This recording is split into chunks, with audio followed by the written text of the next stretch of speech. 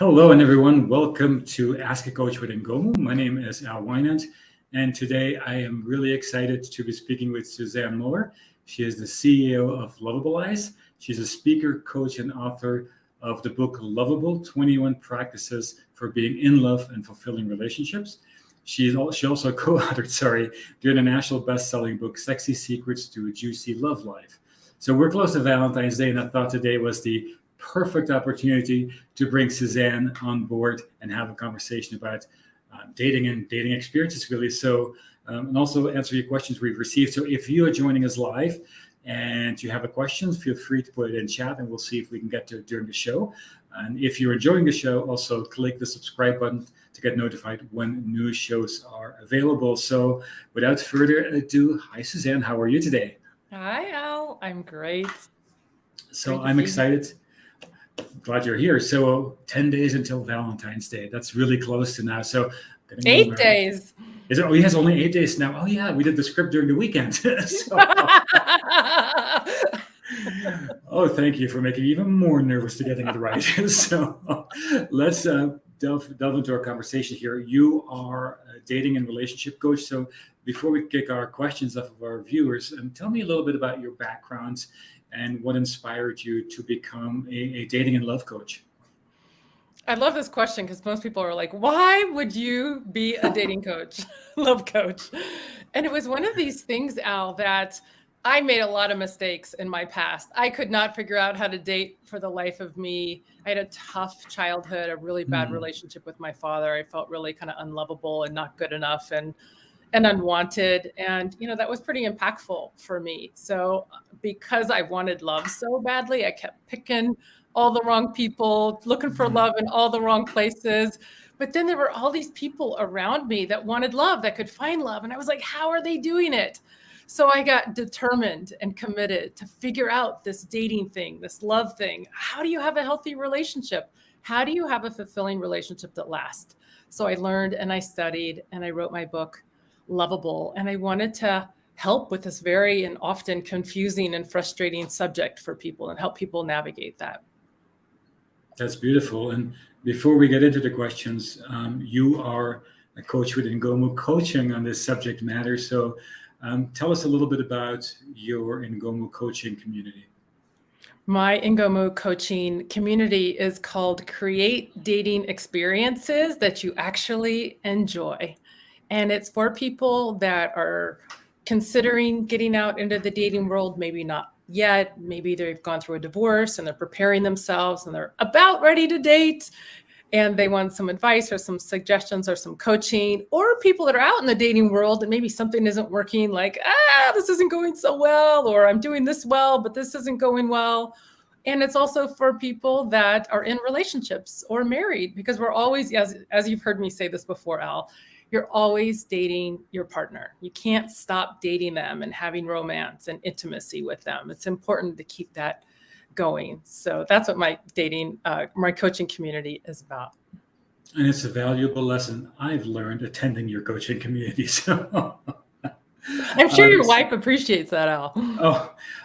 So we're doing something new going forward with Ask a Coach. So we're asking our viewers, our listeners, to submit questions in advance so we can really go through the issues that you're dealing with. So as you're watching this, feel free to, also if you're watching this live early here, feel free to add your questions to the chat and we'll see if we can address them. But we've received some excellent ones from you here in advance. So first question for you, Suzanne, from Connor.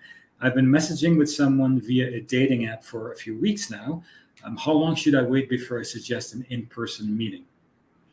I love this question. And Connor, thank you for asking this. Like, I'm not a hard and fast rule person, so I'm not going to give any kind of rules ever. However, there is kind of a typical kind of a waiting period. And the thing that I like about why you would text somebody for like 1 to 2 weeks is so you get to know them. You can find out some questions about them so that when you do go out with them, you know already some things about them. Now, most people don't like to text for 3, 4, 5, 6 weeks. They're like, come on already, let's get on this date.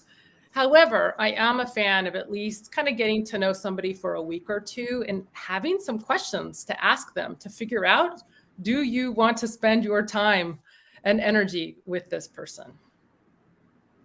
So I'd say a week or two would be my suggestion. Oh, that's a long week or two. It's a what? It's a long week or two. So just on a personal note, Suzanne, since some people on the podcast know me, you've referred to my wife. It's actually my husband. So, but you probably didn't know that. So I didn't. I apologize. That's okay. But I know some people are listening who probably know me when watching. They're like, "What? Did we miss something?" So God, I'm glad we clarified that. So another dating app question from Anissa. How do you write a good dating profile? So many profiles seem to be written to attract attention, but they don't seem to provide an authentic picture of the person. Help? Question mark. Help. Yes, Anissa, this is a great question because most people aren't good writers about themselves from a profile perspective. So I think there's two parts in this question. One, how to write a profile. And I have helped people write their own online dating profile. And here's a couple tips. Like we could spend an hour talking about this subject, but I will say a couple tips on writing profiles. Number one, there's two parts. About me. So you want to share authentically about you. And you want to look at what kind of information do you want to share with these strangers, right? These people are strangers. You don't know them from Adam. So I always tell people share maybe 2, 3, 4 interests, hobbies that you have, things that are important to you. But here's the clincher in what I think is a good profile. Don't write, I like hiking, skiing, and biking. You see that on all profiles. You can say I like biking. And here's the caveat. This is why I like the profiles that I write. And feedback for you, right? As a suggestion, write why you like it. Because the why you like biking, or the why you like to be on nature, or why you like your kids, or why you like your family, that actually provides a connection with somebody because they might have that same kind of why. So add that in your profile when you're talking about you. And then the second piece to the profile is a little bit about who you're looking for. Be specific. A lot of times people shy away from being specific because they're like, well, but then I won't get as much interest. However, if you're specific about what you want in somebody, then you're weeding out people that aren't a match for you, and you're bringing in people that actually are. So be specific in who you're looking for. A couple of traits, a couple of qualities. Is there a certain spirituality you're looking for in somebody? Like, put it out there. What do you have to lose? And then here's the other thing I'll add about pictures. It's very frustrating for people when they're online dating and they're spending their time getting to know somebody, and then they go on a date and they don't look like their pictures. True. So because you're invested in your time to be able to text somebody or talk to somebody on the phone, it is a fair question to ask them, which of these pictures looks like you currently or now? Or do a FaceTime with them or a Zoom call. It is your right to find out what somebody looks like. Don't be afraid to be bold and ask that question because it's very frustrating to go on a date and then somebody doesn't look like their pictures. I think we've all had that experience once in our life, at least I think. Thank you, Suzanne. So question from Saif, and I hope I pronounced that correctly. I'm single in my late 20s. Where do I go to meet people? I'm not a bar or club person. If I had $1 for every time somebody asked me this question, I'd be a millionaire. What's the secret? I know. All right, and we're actually going to do our session tonight on Ingomu app about this very subject. But it's a great question. So the quick answer is you can actually meet somebody anywhere. Okay? Like you really can't. If your energy is up and your vibe is up and you're feeling friendly and you're smiling and your energy is open and on, you could meet someone anywhere. Okay. Yeah. A lot of people don't want to meet people in bars. However, my second piece to this question is, and it depends. It's going to depend on what your interests are. It's going to depend on the kind of person that fulfills you. So I always tell people, if you want to go, and as you know, I am a fan of online dating as one avenue, not all your eggs in one basket, but one avenue. Online dating's good because you have a lot of single people out there. Second avenue, though, is to look for yourself about, what kind of a person will fulfill me? I do this list called the fulfillment list, and I spend a lot of time with clients on really figuring out who will fulfill you, what kind of person will fulfill you. And based on that, if hiking fulfills you, go hiking. If you love to country dance, go country dancing. If you want somebody that's a Christian, go to a Christian service or go to Christian singles. So you want to mirror where you go with the types of people that you could meet by going there. Does that make sense, Al? No, that makes perfect sense. And I received a question via text. Maybe ties to that a little bit from Jay. The question was, I'm having a really hard time meeting people, but I think my expectations are too high. How do I manage that? And so I thought that was an interesting question as well. That is a very interesting question. And it kind of goes back to people need to do the work. I do the work with people called a fulfillment list to figure out what kind of a person will fulfill you. And then as you're dating people, look, we're evaluating people. We are. And it's a way to evaluate based on your needs and your wants and their needs and their wants. Like, are you a good fit? Because so many times, Alan, I know you've heard these stories too. People are a year down the road, or they're 6 months down the road, or they're married. And then they're like, oh man, why am I so miserable and unhappy? Well, it's because they haven't done the work in the beginning and asked the right questions to really find that person that's a good fit for them. It's so true. So on the other side here, Keaton stated that he is head over heels for someone and wants to know how you know if it's true love. This was a really, really great question. And, true love is a feeling that you have. However, as we all know, it takes way more than being in love to have a healthy relationship. And that's why there are certain areas of life that you have to be a match on. Not everything, but certain things, especially having some key values together. And I also find true love. Do you feel seen by somebody? Do you feel heard by somebody? Do you feel do they get you at that soul level? And I have that with my boyfriend. And, it's just an intuition. You have to ask yourself, is this true love? But then there's a lot of things to be compatible about as well, not just being in love, because we all know we've all been in love, but I don't know about you, but I've picked the wrong person before. And then it gets really expensive during a divorce. I've been through it. So I wanted to take my time and know exactly what I was looking for. And I think, true love or commitment or having the same values is all part of that. But I think part of it, and Al, I'm curious to know your thoughts about this too, is trusting your instincts on that. Does it feel like it's true? Does it feel healthy and fulfilling and good for you? It's a great question. I think it's interesting. I'm a true believer in gut feeling. So I think if you know it's true, you kind of know in your gut. If it's not, there's always that little tiny bit of doubt. So if that doubt's there, why is that there? So is it you? Is it the other person? So I'm not sure. So that's the discovery. And listen to that. Yeah. And maybe there's another conversation to have to eliminate that doubt. But if I had $1 as well for so many people that said, hey, as I was walking down that aisle to get married to that person, I kind of had that little doubt.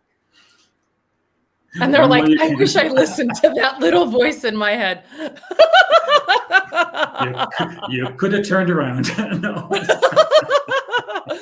Anyway, I just want people to really have the best shot at having a lasting relationship. That's what people really want. And it takes a lot of conversations, and it takes a lot of getting to know people. It's true. And then, this is kind of a good segue for the next question here. So Kelly wants to know how to date again. They've been married for 15 years, and there isn't much of a dating life between her husband and herself. And so she wants to make their dating life fun again. I'm really happy that you asked this question. It was Kelly, right, Al? It was, yes, it was. Kelly. Yeah. Thank you for asking this. And I talk a little bit about this in my coaching community on Ingomu, because we're always dating our partner.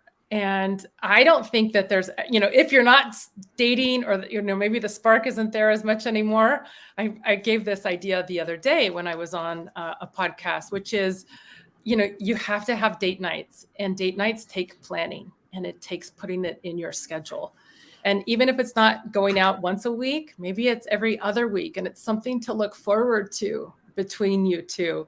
And I gave the idea and the suggestion that maybe you plan a date one week, and then maybe your partner plans the next date, or you surprise each other. You know what each other likes, but I think people can get comfortable. Oh, let's just have dinner and watch TV and go to bed. It does take effort for sure to keep that romance and, that dating life alive, and go do adventures, or what's something you both enjoy doing. Have that conversation between you, because you have such a wonderful opportunity being in a relationship. Thoughts about that, Al? Yeah, I think sometimes we put these high expectations on ourselves. A date, is it this 4-hour elaborate getting out for dinner and dancing, whatever that may be? What also can be, we have 30 minutes, 45 minutes, an hour to go for a nice cup of coffee and just sit and have a conversation. It doesn't have to be this huge thing. There's, these are, because I'm extremely busy. And so finding these times, and it was funny, a couple of weeks ago, I think it was a Saturday night, I'm walking around Target, and we look at each other and go like, this is a fun date. That's perfect. It was time we had together. Yeah. It's not a traditional date, obviously, but it's sort of, it's about having meaningful time together, I think. Yeah, I love that. Meaningful time, a cup of coffee, a quick drink. A nice dinner doesn't hurt once in a while, Yeah, even an hour to go out for dinner and sit across the table and look at them and have a conversation. Oh, so true. So that would be my suggestion, to kind of, after 15 years, right? Congratulations of being married for 15 years. Like, keep that spark alive, but it does take effort, and it takes planning, or a little bit of, spontaneity. Here's to many more for Kelly and her husband. Woo-hoo! Yes. So Jason wants to surprise his partner for Valentine's Day. His partner isn't someone who seems to like surprises. How can he create something special for the holiday and not annoy his surprise phobic partner? Sorry to smile at that. No, it's a really I have great one of those question. at home too.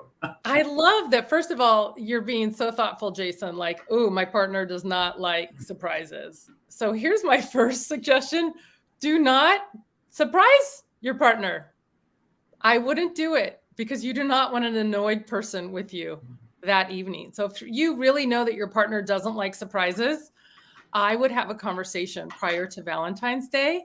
Like, hey, I know you don't like surprises. I'd really love to surprise you, but out of respect for you, I don't want to surprise you, because I know that that's not your favorite thing.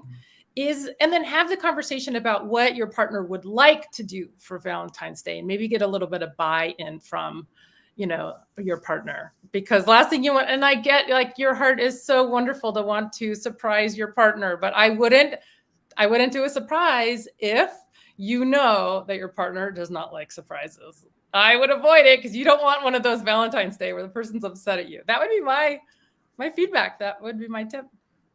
I'm 100% with you, because I have the same one at home, and it never ends well. Or that hasn't for me that way. So. Yeah, and the fact that you've already said that and know that, like, I would have the conversation up front about what that looks like for both of you, and like what would be fun and enjoyable for both of you that night. So true. Yep. So, and with Valentine's Day coming up in 8 days, what advice can you share to make this evening, meaningful for yourself if you're single, or for you and your partner? This is an interesting question, Al, because many singles who aren't dating right now, many singles don't like Valentine's Day, and I can understand why. It's tough. They don't like Valentine's Day. They feel awfully lonely on Valentine's Day. So for singles, I'm going to give you two sides of the coin for singles, and then we'll move to couples. Number one, if you don't like Valentine's Day and you're a little frustrated that you don't have a date for Valentine's Day, stay home. Don't go on Facebook. Don't look at all the mushy gushy stuff. Okay. I'm just being honest and transparent here. Just have a meaningful evening to yourself. Cook a great dinner at home, watch a movie, grab some popcorn, call a friend, take a bath, like just do some self-care for yourself. And if you are single and you have a date, go out and have a great date with somebody, right? Getting to know you, get connected, have a great time. Those would be my suggestions about Valentine's Day for singles. If you're a couple, of course, do some planning. It just really depends on what your partner is looking for. And also, it might not be on Valentine's Day. I don't know about you, but if you don't like the crowds, avoid going out that night. My boyfriend and I were going to go out the Saturday before. We're going to go out to a really, really nice lunch. And I'm taking the day off on Valentine's Day. So I think Valentine's Day, we have to remember it's a Hallmark holiday. Let's remember that, folks. There's a lot of pressure about Valentine's Day, and just make it a day about you. I remember when I was single, I would say, I'd tell my girlfriend, will you be my Valentine? And I took the opportunity to just appreciate people, everybody in your life, family, friends, coworkers. Just tell them what you appreciate about them. Make it a day of just kindness and love versus so much pressure to have a Valentine, like we did at school. That would be my suggestion. It's like, what's it called for Thanksgiving? Friendsgiving or something at Thanksgiving. So Friendsgiving, right? You get together with your friends. I had to to make Valentine's Day in that kind of word. Yeah.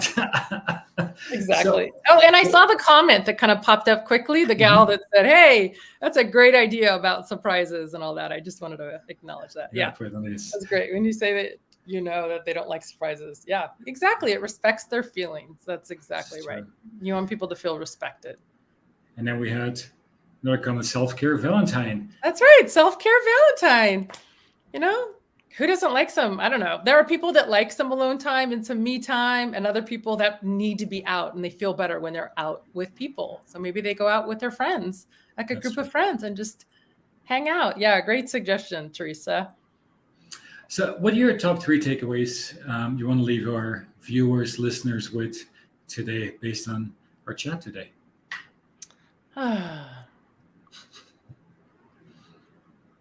It's a really great question, Al. I think there's so much, right, that we could talk about for singles as far as if they don't have a date right now, like how to support them and, really like take an action would be, if people are feeling like, oh, I really wish I had a date and I had a Valentine, take an action, jump online, go schedule some time to go meet somebody, go do something fun that you enjoy. Again, Valentine's Day it's a beautiful holiday and it is a Hallmark holiday. Take the pressure off and just go enjoy. Just go do something that you like. Like I took the day off. Like that was something for me. I may or may not even see my boyfriend that day. We're going to, spend it the day before. If you're a couple, I think it's time for us to really be expressing ourselves. And whether or not it's love or appreciation or just something to people, just share how much you love them. And of course, Al, we hope that people are not just expressing their love on Valentine's Day. I guess it's a nice day to kind of remember somebody, but just take the pressure off and have a great time on Valentine's Day. It's not like people get the day off, but it would be nice. Next national holiday, but we had a really great suggestion for a new name. I'll put it on the screen here. Valentine's Day, right? Yeah, go out with your girlfriends. Oh, that's thank you for sharing. You never know, right? If you're out with your girlfriends and then there's a group of guys out with their guy friends, you never know. Valentine's Day doesn't sound so right. That sounds kind of weird. So, Suzanne, what's the one thing I should have asked you I didn't? I would say, if we're really talking to singles today about how to meet people, there's a few ways to really meet people. And I think it's an important conversation, Al, to have, which is how do you meet people? So I'm going to go through these. Okay. So this is kind of some of my session for tonight. Meetups are a great way to meet people, but go with a topic in a subject that you like. If you like hiking, go hiking. Online dating is a great option as well. Just don't online date, and some people go on to online dating sites, which is good as well. The other way you could meet somebody is I tell people, tell your friends that you're single and you're available and you're looking. However, if you're going to ask your friends to set you up, you have to give them 2 or 3 kind of must-haves. Give them a little bit of information about the kind of person that you're looking for. Otherwise, it can be actually a disaster and very, very uncomfortable for, both sides. Like, oh my God, well, we set her up. Well, she must not have appreciated it. Well, yes, you appreciate it, but you have to give your friends a few nuggets about the kind of person that you're looking for. So true. And then the other thing is locally, think about your town that you live in. You go to the grocery store, you go to the dry cleaners, think about where you go on a daily basis. If people are smiling and talking to people and friendly and opening conversation with somebody, you never know who you could meet. And guess what? You don't have to travel anywhere because they're right there in your city. Wouldn't that be cool? I have friends that live close to a park. I tell them, go for a walk, go sit on the bench. Those are your neighbors normally that are there. Let me see. What other suggestions, Al, that I have as far as where people can be? It's so funny. Years ago, I had a dog, very cute dog, but he was a little bit disabled. So we had a stroller for him. And so every time we walked him in the stroller, everyone stopped and talked with us. And I go like, we should rent this dog out for people who need dates. So the dog in the stroller was like a magnet. A dog magnet, a dog park as well. Dog park is a great place to meet people. Absolutely. And I know people have a big fear of going out by themselves, Al. Sure. Like they don't want to go out by themselves. I understand. But it does take a lot of confidence to go out to dinner by yourself or go out country dancing by yourself and go out because people will approach you more if you're out by yourself than they will in a group. I know it feels safe, but I'm going to challenge people to really stretch yourself, get outside of your comfort zone. Mm-hmm. In your, as you were sharing here, two things. The one thing is, I so agree with if your friends are setting you up that you have to let them know in essence what you're looking for. This happened to me 30 years ago, but a lot of friends were trying to set me up. Yes, I'm that old. A lot of friends were trying to set me up. And every time I came out of that, my question was to my friends, how well do you think you know me? Because it was always this like disaster with the people they were setting up, no compatibility. Sure. Yeah. But the second thing is you brought something up about the dating apps. I was out recently with some friends, and one of them is on a dating app, and I somewhat got a little confused because they were not on one dating app; they were on multiple dating apps. So what's the recommendation there? Do you stick with one? Do you stick with multiple? What game do you play there? That's a good question. You don't play any games, first of all. But sorry for that language. No, that's okay.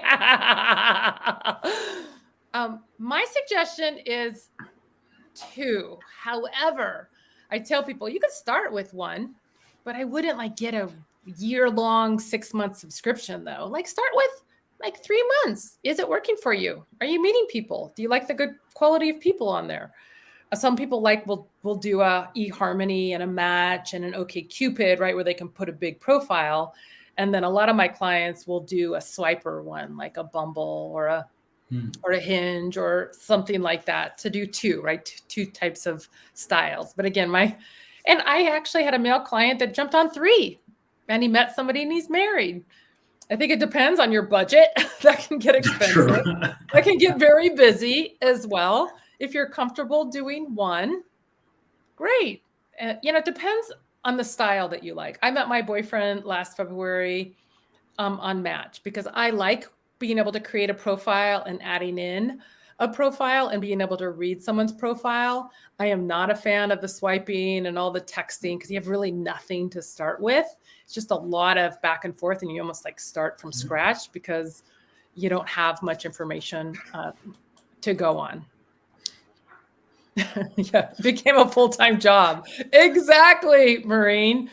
Yeah, and then there are people that are like, God, if I could get somebody to email me back and just respond to one of my emails or what, people tend to be like, what's wrong with me? Why can, you get all these emails and I don't get any? So that's why I tell people use online dating as one avenue. I'm also a big fan of like you doing some searches and you sending out, some quick emails as well. Don't, just sit there and wait. I think it's definitely a two-sided thing. And then do some meetups and go out with friends or go out by yourself. Do the things that you love in life because that's what makes you happy. And when we do what makes us happy and what we love, we light up. We're more attractive. And it's a lot more attractive to other people versus when I have a partner, then I'll go do this thing. It's kind of backwards, Al. What do you think? Oh, so true. Amen to that. Amen to that. The other thing that I would love to share with people, especially that are single, we touched on this earlier, which is this fulfillment list that I do for people, which is really being able to identify what will fulfill somebody, what will have them be a good, lasting, healthy partner for me. And since we have some time, Al, I'm going to share the categories that I use in this list. There are categories like communication, spirituality or religion, family relations, because we all know, right? When you're in a relationship, right? Like family's integrated, politics, sense of humor, and not just sense of humor, Al, but like what kind of sense of humor do you vibe with? Because some people are sarcastic and they love somebody sarcastic, but then there are people like me, I don't like sarcastic sense of humor. People have dry sense of humor. People have intelligent sense of humor. So this list is really specific about what are you looking for, not your don't wants. Okay, let's keep going right at the categories. What did we say? Communication, spirituality, politics, sense of humor, personal growth, travel, sex and intimacy, because it's very, very important, career, money, health and fitness. So it's like 14 different categories, Al. And then normally I do the writing, but people can do the writing. Like write out, what do you want? Don't write what you don't want, because that's actually the pitfall. That's why I do the writing, because I can catch when somebody's like, well, I don't want, well, isn't this, not that. I'm like, if they're not dramatic, what would they be? If they're not bad with money, what would they be? And then they have to catch themselves and flip it into what they do want. Otherwise, we're just attracting, because I had an alcoholic father. I was attracting, I don't want a guy that drinks. I don't want a guy that drinks a lot. I don't want a guy that drinks too much. Well, guess who I was attracting, Al? Yep. All the alcoholics. And I had to do the work on myself years ago because it was so frustrating. Well, it's part of, and it's with anything. It's with your career, it's with life, it's with dating, sort of that visualization of what you want, focusing on what you want, the positives versus what you don't want. Because if you focus on that, that's the stuff that happens for some reason. So the focusing on that positive part of it is so important, and we have a coach for that. Pitch. Totally. Yeah. So, as a reminder, everyone, you're watching or listening, depending when you hear this, to Ask a Coach with Ingomu. My name is Valentine, and today we're speaking with Coach Suzanne Muller, who is a dating and love coach. So, Suzanne, anything you want to add before I delve into the 10 rapid fire style questions? Oh, no, this is such a great conversation. I'm so committed that people that are single, that if they really do want a relationship, that they have it. And, I struggled with, there's something wrong with me and what's wrong with me and all of that. And it took a lot of work. And I always tell people that if you're willing to learn it, if you're willing to do the work and learn it, you can do it. Because don't you think, Al, like it's a skill. Dating is a skill to learn.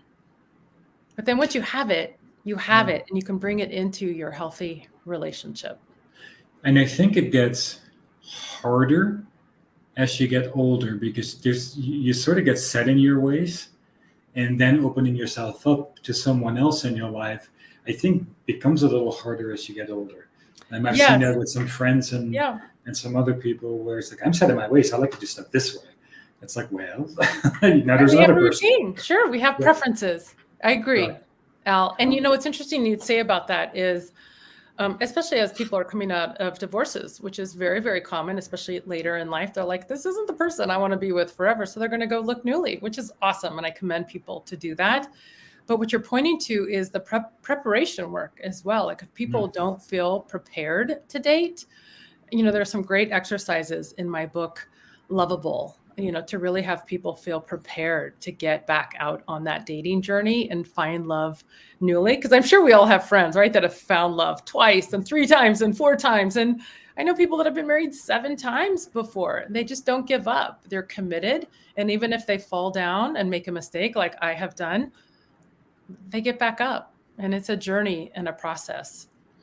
Well, I think it's also a challenge. We sort of have this kind of joke in the house, and we've been together for 25 years and we're happily married. But the joke is always, if you or I die or we get divorced, I'm never dating again, because how dating has changed since we met before cell phones.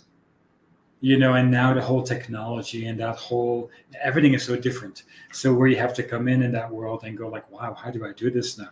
And that's where a coach like you comes in, of course. It is, but it's also where a coach like Teresa Byrne, who teaches about boundaries, Correct. comes in as well, because that is one area that people they're afraid to set boundaries. And Teresa has such a great way of setting boundaries with people to keep yourself safe, sacred, and sane. Thank you, Suzanne. So as we're wrapping up here, I want to just ask you our 10 rapid fire questions. Sure. Here. Ready for this? So what did you want to be when you grew up? Happy. I love this one because I can't wait to hear your answer. What's the best pickup line you've ever heard? I don't like pickup lines. None. Zero. Zilch. Nada. Oh, I thought I was going to get a secret here. No. Sorry, I don't give pickup lines. What are you most passionate about in life? People. What does your morning routine look like? Oh, I love making my coffee in the morning. Is there a common misunderstanding or stereotype about your profession? Oh, yes. People think like I'm Hitch. It's like the movie Hitch of what I do, when it's totally not. That's interesting. What show are you binging right now, or binge watching? I'm not a TV girl. I don't binge watch TV. Yep. Wow. Can you share with the audience 3 must-read books? Ooh, yes. 5 Love Languages by Gary Chapman. Attached, that talks about, are you an anxious, secure, or an avoidant type? And of course, my book, Lovable. What's the one thing you do every day that adds to your success? I exercise and move energy. If you could invite 3 people to dinner, living or dead, who would you invite? Oprah, Brene Brown, and Mel Robbins. And please finish this statement. Leadership is. Leadership is making mistakes and owning it. Thank you, Suzanne, for sharing. I had a blast today. Learned a few things. It's always fun talking to you, Al, about this subject. I'll share with you later what my Valentine's Day will end up looking like. Maybe I'll put it in the comments. Since I'm not allowed to surprise. But so share with us how people, should they want to work with you, get to know you, what's the best way of doing that? How can they get a hold of you? Sure. Probably the best way is my website, which is lovableize.com. Yeah, exactly. Right there. It's a verb, because I felt so unlovable. I was like, how do I feel lovable? So I made up this word, lovableize.com.